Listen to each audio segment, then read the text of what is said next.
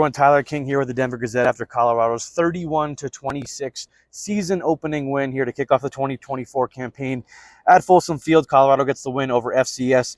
North Dakota State, obviously, coming in, the Buffs knew was not going to be an easy game against a team that has kind of dominated the FCS level for the last 14, 15 years. It's a really storied program in Fargo, and the Bison obviously came to play, taking a lead into halftime. This was a struggle for the CU defense, who, early in the game missed or lost one of their top players in safety Cameron Silman-Craig, who Coach Deion Sanders does not have an update for after the game. So we'll see what his status is like for week 2 at Nebraska next weekend. But obviously the story of the game has to be the CU offense, which looked just like it did kind of to open last season at TCU. A little bit of deja vu with how good the likes of Jimmy Horn Jr., Travis Hunter were.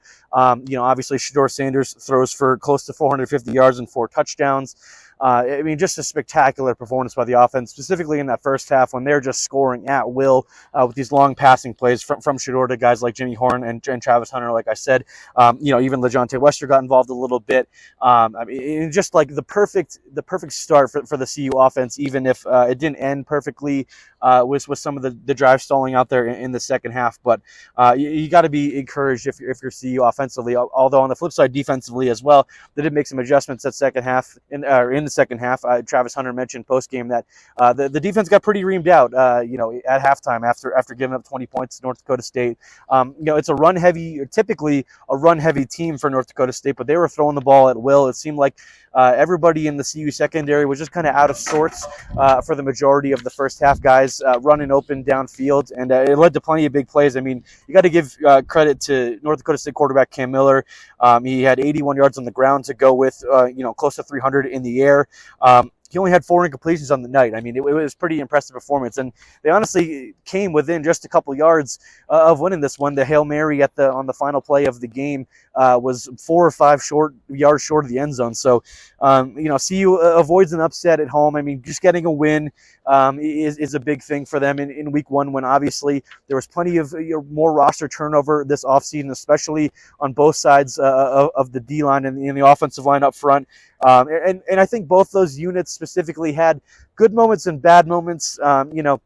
Obviously, the Colorado offensive line only allowing 1 sack is big compared to last year when Shedeur Sanders was the most sacked quarterback in the country. But there were plenty of times in the first half where he was pressured, but stood in the pocket and made some throws. But this is an FCS opponent. It's not going to get any easier than this for sure, especially against a Nebraska team next week in Lincoln that has a really formidable defensive line. So plenty of things to clean up, and they know that as well. Obviously, like I mentioned, the defense was really struggling to get off the field and get stopped.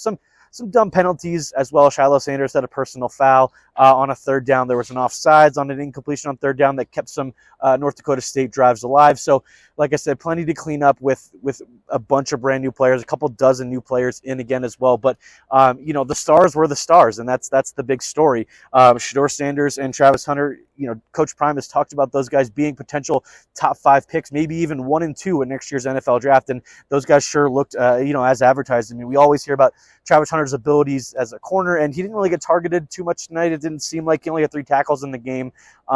This was never really going to be a big game for him defensively, but offensively, very similar to last year where he had well over 100 yards in the game against TCU. He finished just with 7 catches for 132 yards, 3 touchdowns.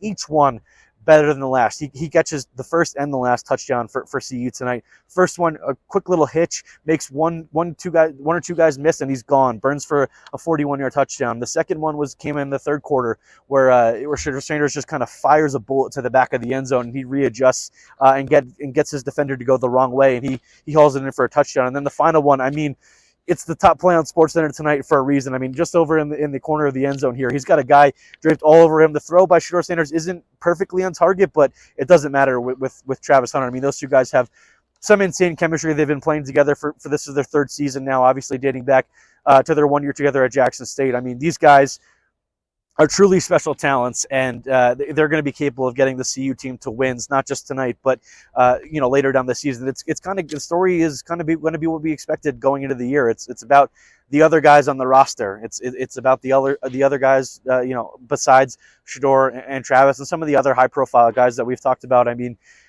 It's about how consistent those guys can be, because those two guys are two of the best players in college football, undoubtedly, and they showed it here tonight. So, yeah, just a quick little recap. You can check out all of our coverage on DenverGazette.com. My colleague Mark Kisla was here to write a column. He wrote about Shedeur Sanders and his performance. I don't want to spoil it, but it's safe to say Mark is pretty high on Shedeur Sanders' prospects at the NFL level as well. I wrote about Travis Hunter, obviously, his spectacular game.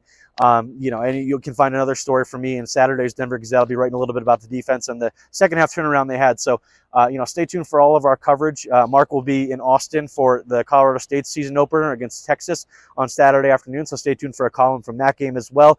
It's a big opportunity for the Rams to open up the season, and we'll have full coverage from that as well. And obviously going into next week when CSU returns home for their home opener against Northern Colorado, and Colorado goes on the road to Lincoln, like I mentioned, for that big rivalry game against the Huskers team that will be hungry for revenge after kind of getting beat down here at Folsom Field last year in week 2. So it's going to be a really, really crazy game. We'll have plenty of content throughout the week and previewing the game as well. I'll be in attendance in Lincoln for that game. So stay tuned for another week of full coverage at DenverGazette.com.